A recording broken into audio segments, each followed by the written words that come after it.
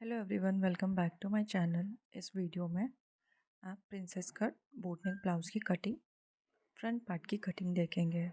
Back part की cutting already channel पर uploaded है, उसकी लिंक मैं डिस्क्रिप्शन में दे दूँगी।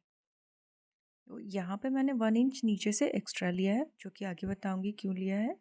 और फ्रंट साइड से जिधर से मुझे ओपन करना है वहाँ से 0.25 का एक स्केल से हमें सीधी लाइन खींच लेनी है। और बैक वाले पार्ट को एज इट इज़ दोनों ही मार्क से मिला के, नीचे वाली और ये साइड वाली मार्क से मिला के रख लेना है। और सारी मार्किंग, शोल्डर और आर्म होल की मार्किंग हमें ले लेनी है। साइड्स की मार्किंग और नेक की मार्किंग कोई उतनी इम्पोर्टेंट नहीं है। मेन मार्किंग हमारी है शोल्डर और आर्म होल की। उस मार्किंग को हमें एज इट इज़ ले लेना है और आगे की अब हम मार्किंग करेंगे। तो अब शोल्डर से हमें टक्स पॉइंट निकालना है, तो 9.5 हमारा टक्स पॉइंट होगा। मैं यहाँ पे 10 इंच पे ले रही हूँ क्योंकि हाफ इंच ऊपर सिलाई में जाएगी। और हमारा चेस्ट है 36, तो मैं 3.6 पे, मतलब 3.5 से 1 पॉइंट ज़्यादा लूँगी। और नीचे मैं 3 इंच ले रही हूँ। ये आप अपने, थोड़ा डिफरेंस रहता है तो वो फिटिंग अच्छी आती है। आप चाहो तो सीधा भी ले सकते हो। मैंने हाफ इंच का डिफरेंस रखा है। दोनों पॉइंट को कुछ इस तरह से स्केल की हेल्प से मिला लेना है। अब ऊपर से, या तो आप ऊपर से डायरेक्ट 4 इंच पे दे सकते हो, या फिर आर्म होल कुछ इस तरह से मेज़र करके हाफ पे मार्क करना है। और सेंटर वाले पॉइंट को आर्म होल पे जो हमने सेंटर मार्क किया, उसे कुछ इस तरह से कर्व देते हुए मिला लेना है। यहाँ पे मैंने आर्म होल शेपर का यूज़ किया है। अब टक्स में 2.5 इंच पे दे रही हूँ और टक्स की लेंथ मैंने 2.2 इंच ही स्ट्रेट ली है। और उसके बाद कुछ इस तरह से हमें कर्व देते हुए शेप दे देनी है। ये आप आर्म होल शेपर से भी दे सकते हो। मैंने यहाँ पे लूज हैंड ही दिया है। मैंने दोनों तरीके से बता दिया कि शेप आप कैसे दे सकते हो, नीचे भी मैंने बता दिया। यहाँ पे मैंने शेपर का यूज़ कर लिया और वहाँ पे शेप देने के लिए फ्री हैंड से भी ड्रॉ कर लिया। अब मैंने आर्म होल साइड हाफ इंची का शेप दिया है ताकि वहाँ पे झोलना है सिलाई के बाद। अब वेस्ट की मार्किंग करेंगे तो 3 इंच इधर लिया था हमने। और सेकेंड वाली मार्किंग हमें, वो जो टक्स हमने 2.5 इंच का लिया है, उसके बाद से हमें आगे की मार्किंग कर लेनी है। और ऊपर वाली मार्किंग से हमें नीचे वाली मार्किंग को, ये कुछ इस तरह से तिरछा मिल के आएगा। नीचे से यहाँ पे 3 इंच ही है, बीच वाले गैप को छोड़ते हुए बाकी हमें वेस्ट की मार्किंग करनी है। और ऊपर वाले जो चेस्ट की मार्किंग है उससे वेस्ट की मार्किंग मिला लेनी है। यहाँ पे कर्व सेंटर में जो सेंटर वाला पॉइंट है उसे भी हमें अच्छे से मार्क करके रखना है। अब मैं स्ट्रेट वाले लाइन को मेज़र कर रही हूँ, जो कि आया हमारा 6 इंची। तो उसे, और वो जो कर्व वाला पार्ट है वो हमारा 6 इंची आया। मैंने स्ट्रेट वाले पार्ट को ही हाफ इंची नीचे एक्सटेंड किया है, इसी के लिए मैंने एक्स्ट्रा फैब्रिक लिया था 1 इंच का। ये हमारा हो गया। आप चाहो तो उस वाले पार्ट, कर्व वाले पार्ट को भी आप बढ़ा सकते हो। जैसे मैंने स्ट्रेट वाले पार्ट को बढ़ाया, आप वैसे ही उसे कम कर सकते हो। अब यहाँ पे मैं फ्रंट आर्म होल की शेप दूंगी। अगर आपने बैक पार्ट में साइड से फैब्रिक 1 इंच कट किया है तो वो आपको फ्रंट पार्ट में भी करना होगा, वरना आपका बैक और फ्रंट पार्ट छोटा बड़ा हो जाएगा। तो वो हमें ध्यान रखते हुए करना है। यहाँ पे मैंने फ्रंट आर्म होल की शेप दे दी है, बट उसे मैं कट नहीं करूँगी।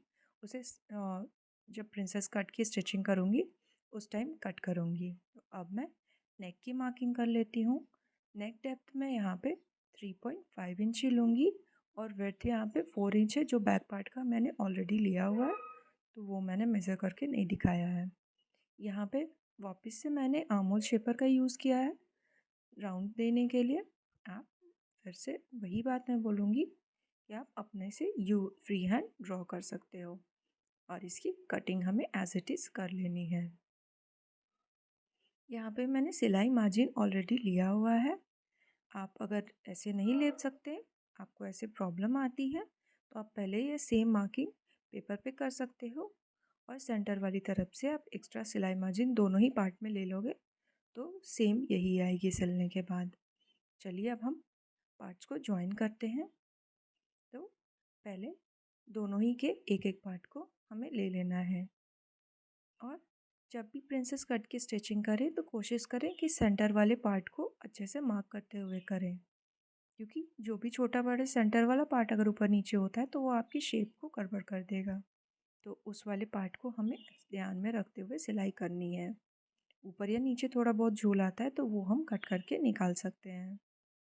यहाँ पे मैंने दोनों पार्ट सिल लिया, राइट साइड अंदर की तरफ और रॉन्ग साइड बाहर की तरफ। अब जो फ्रंट आर्म होल की शेप मैंने दी हुई थी उसी शेप में हमें ये एक्स्ट्रा फैब्रिक कट कर लेना है।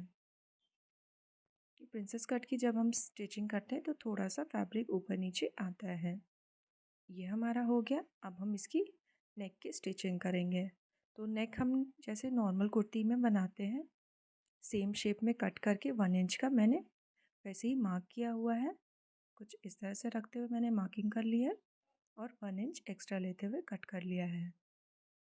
आप चाहो तो उरेब पट्टी की हेल्प से भी बना सकते हो, पर मुझे यहाँ पे समोसा लेस लगानी थी, इस वजह से मैंने ये शेप दिया। ऐसे कट करके लगा रही हूँ क्योंकि इससे मुझे आसान पड़ता है। अब आप अगर बिगनर हो तो लेस को आप पहले अटैच कर लो, उसके बाद ये लाइनिंग वाला फैब्रिक से नेक की फिनिशिंग दो। मैंने यहाँ पे साथ में ही लेस और लाइनिंग वाली फैब्रिक रखते हुए लगाई है। ये हमारा हो गया। अब छोटे छोटे से नॉचेस पूरे नेक पे हमें दे देनी है। नॉचेस देने के बाद हमें एक टॉप स्टिच लगानी है। लाइनिंग और जो भी एक वो सिलाई के बाद वाला ये फैब्रिक है उसे लाइनिंग के साइड रखते हुए और नेक के लिए 1/2 इंच अंदर की तरफ फोल्ड करते हुए लाइनिंग वाले फैब्रिक को हमें एक बारीक सी सिलाई जो हमने नेक सिला है उसी शेप पे हमें देना है। मेन वाले फैब्रिक पे हमें स्टिचिंग नहीं करनी, लाइनिंग वाली फैब्रिक पे स्टिचिंग करनी है। इससे क्या होता है जो हमने कट लगाया है और वो नेक अगर इधर उधर थोड़ा खिसकता है तो वहाँ पे फटने की फैब्रिक की जो फटने की चांसेस होती है वो कम हो जाती हैं, क्योंकि हमने छोटे नॉचेस लगाए हैं। तो उसमें अगर खिंचाव आता है तो वो फैब्रिक को फाड़ सकता है। इस वजह से एक छोटी सी स्टिच लगा लेने से वो यहाँ पे सिक्योर भी हो जाता है और शेप की नेक की फिनिशिंग भी अच्छी आ जाती है। अब मैं यहाँ पे डबल पट्टी लगा रही हूँ। तो रॉन्ग साइड पे राइट साइड को रखते हुए नेक के ऊपर से 1/2 इंच अंदर की तरफ फोल्ड करते हुए बस सीधी सिलाई लगा लेनी है। पहले ये सीधी सिलाई लगा लेनी है। मैंने यहाँ पे अप्रॉक्स 3 इंच जितनी ये फैब्रिक ली हुई है। आप थोड़ा कम भी ले सकते हो, आप इसकी चौड़ाई जितनी रखना चाहो अपने अकॉर्डिंग 1 से 2 इंच रख सकते हो। पर जितनी ज़्यादा रखोगे वो ब्लाउज़ में उतना बलगर सा लगता है, ज़्यादा हो जाता है तो 1 इंच जितना चौड़ा रहे तो ही सही रहता है। अब मैंने कुछ इस तरह से डबल फोल्ड कर लिया है। अब इसके ऊपर जो पहले वाली सिलाई नीचे वाली सिलाई है उसे कवर करते हुए इसके ऊपर मैं सिलाई लगा लूँगी सीधी। इसके बाद मैं एक और सिलाई लगाऊंगी इसके अंदर की साइड, जो कि 1 सेंटीमीटर पे लगाऊंगी और यहाँ पे ये पार्ट हमारा कंप्लीट हो जाएगा। इसे कंप्लीट करने के बाद हम अब नीचे की फिनिशिंग कंप्लीट करेंगे।